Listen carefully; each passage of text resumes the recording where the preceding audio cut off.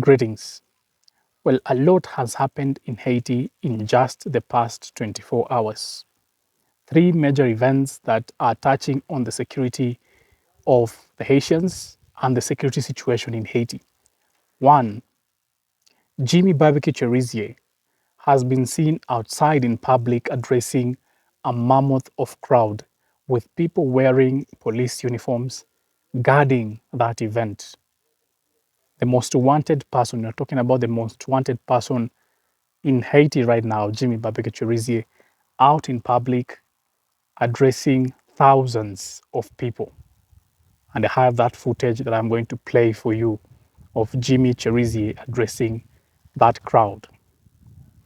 The second event is that the US has frozen the amounts of money that it had designated for the Haitian mission, the MSS mission. The US, as the major financier of the MSS, has frozen the funds that were to be used by the MSS. And in this video, I'm going to tell you exactly how much has been frozen, how much the US has given to the mission so far, how much has been spent, and I'm also going to tell you how much is in the UN Trust Fund currently and what the security advisor to the Kenyan president says about the freezing of the US funding in the MSS. Critical information, detailed, I'm going to tell you in this video. And lastly, a contingent of 60 soldiers from the El Salvador have landed in Haiti. That is also a boost to the MSS. On the other side, we don't see it as much of a boost when the US has frozen the monies that it was supposed to spend on the MSS. Well, this is Bonafide. If you haven't subscribed, kindly subscribe and hit that notification button so that when I release something new on Haiti, you get notified as soon as possible. Well, we have witnessed shocking scenes in Haiti at the carnival, or the carnival as it is called in Haiti, when Jimmy Barbecue Cherizier featured in a carnival where thousands of people attended. Jimmy Barbecue Cherizier, not only Jimmy Cherizier as part of the gang fraternity in Haiti, Lanmo Sanjo was also present, of the Canaan gang, was also present, among other gang leaders who were present in this carnival where thousands of people attended. And Jimmy Barbecue Cherizier was fearless to go out in public and address the people, telling them about the Vivan Sam, telling them about what he envisions for Haiti, and just giving them his own view about the struggle that he is doing. He's calling it a struggle. Well, it is seen outside as a gang that is taking advantage of the situation in Haiti. Well, what was more shocking in this scene were the people who were dressed in police uniforms. Some people are saying that these are actually police, Haitian National Police, guarding this event. Other people are saying that these are gang members dressed as police because they have been raiding police stations and taking police uniforms and arms and everything, so they have access to these police uniforms. It's not the first time that we're seeing gangs in Haiti wearing police uniforms, but there were people wearing the Haitian National Police uniforms in that particular event. Perhaps that is a message that the gangs are trying to send, but this is actually what happened in a carnival where Jimmy Barbecue Cherizier freely, fearlessly out there dancing, having a time of his life, engaging with people, getting the microphone to speak out in public. You wouldn't even have the thought that this is perhaps the most sought after person in Haiti, out in public, expressing himself and talking with the public the way Jimmy Barbecue Cherizier was doing, dancing and just having a good time. So many have been asking, how is it possible? How is it possible for a gang leader by the rank and file of Jimmy Barbecue Cherizier? Just the other day, we saw Jimmy Cherizier out there protesting that the Vivan Sam should be a political party. Today, we are seeing Jimmy Babiri Cherizier in a carnival addressing a mammoth of crowd openly. How is it possible for all this to happen? Yet, Jimmy Babiri Cherizier is a man that is on the radar of every law enforcement in Haiti. Call it the Haitian National Police, the contingents inside the Haitian National Police, and the Haitian military, and the MSS, the multinational mission in Haiti.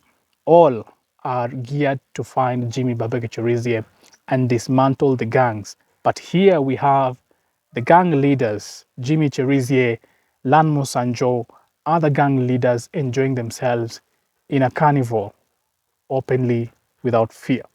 So that has led to a lot of questions by many people who are following what is happening in Haiti.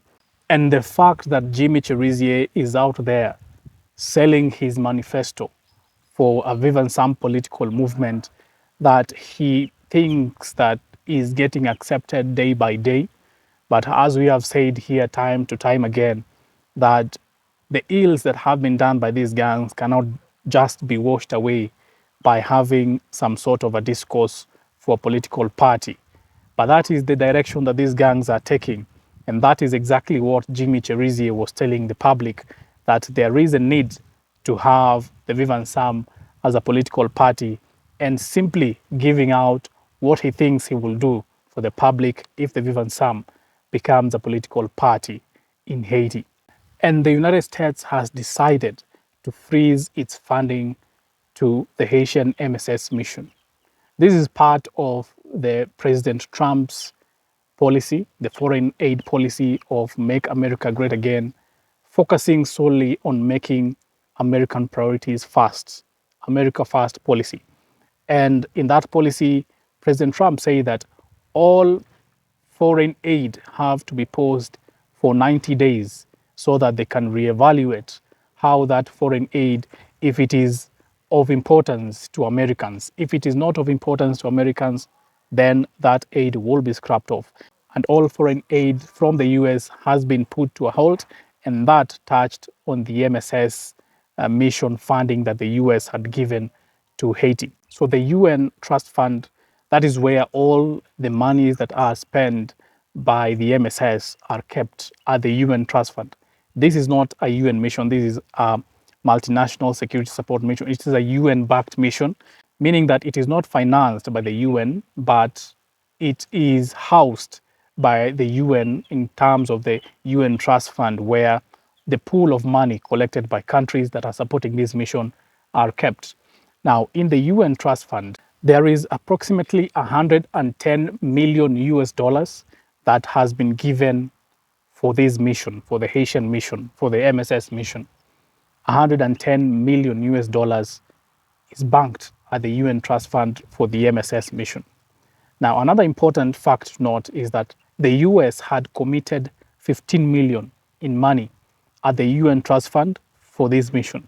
So the $15 million that the US had committed for the MSS mission in the trust fund is now what we are talking about. It is not the entire fund that has been put to a freeze. It is the part that has been donated by the United States. And mind you, more than half of the 110 million US dollars given to the UN Trust Fund for the MSS mission has been from Canada. Canada is the country that has given much of the money that has been in the UN Trust Fund for the multinational security support mission, the Kenya-led MSS mission in Haiti.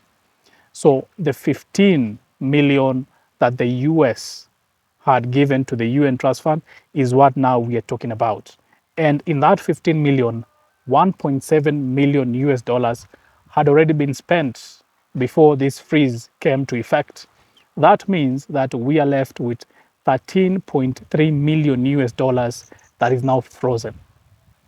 That is the amount of money that has been frozen by the US that is not going to be used for the multinational security support mission in Haiti. Therefore, you should not be confused when you hear reports that the US has frozen its funds for the multinational security support mission. It is the bit that the US had given to the MSS mission, and that is 13.3 million US dollars in cash at the UN Trust Fund that has not yet been used.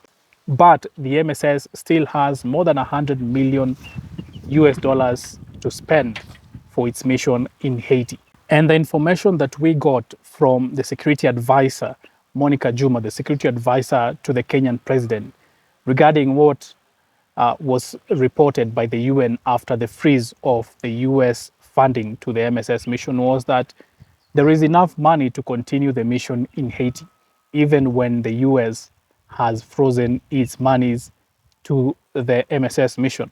Second, this is not a permanent freeze. It is not a scrap off of the support or the funding from the United States to the MSS mission.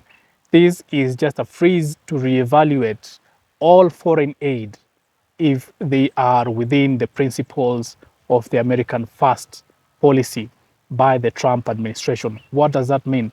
It means that this funding can either be resumed after the reevaluation, or now it can be entirely scrapped off, depending on the priorities that the Trump administration will have. And we had some signaling of that when the Trump administration came in through the Secretary of State, Marco Rubio, who thanked the Kenyans for being part of the MSS and say that the US will support the MSS. So this can be a temporary measure by the United States to put to a freeze all funding so that there can be a reevaluation. Maybe after the reevaluation, there can be a scale down, there can be an upscale of the funding, or there can be a scrapping off of the funding.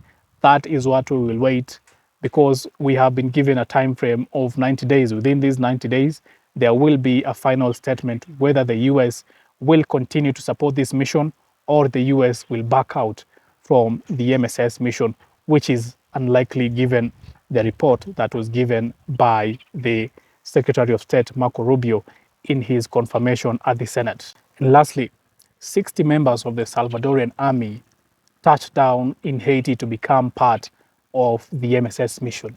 And mind you, this was after the freezing of the monies that will be sent to the MSS to help the MSS to continue with its mission. And among the dignitaries that welcomed these forces in Haiti was the Canadian ambassador to Haiti. That shows the strength that Canada has given out to this mission. As I had said earlier, more than half of the monies in the UN Trust Fund is from Canada. That also shows the commitment that Canada has given to the MSS mission. It will be very interesting to see whether these 60 members of the Salvadorian army, of course, they are from the aviation sector, if they will be part of the MSS now to combat gangs, or they will stick strictly to the Medivac plan that the Salvadorian army had given as its due for the MSS mission. That is a boost for the MSS mission that is now totaling to almost 900 troops in Haiti. But still, we are yet to see major advancements in Port-au-Prince in terms of securing territories, in terms of establishing authority in different parts of Port-au-Prince, where there have been trouble with gangs across Haiti. So those are the three incidences that have happened in the past 24 hours alone in Haiti. One, we've seen barbecue out there dancing and having a time of his life, despite the fact that the Kenyans, Jamaicans, Salvadorians, Guatemalans, Haitian National Police, the Haitian Army are out there looking for barbecue. Second, we have heard of the freeze of the funding from the United States that I have just explained how much has been frozen, how much the US had given to the UN Trust Fund to help this mission, and just how much has been donated by Canada as part of the 110 million US dollars that is in the UN Trust Fund as part of the MSS mission. And lastly, 60 Salvadorian troops have touched down in Haiti to become part of the MSS mission.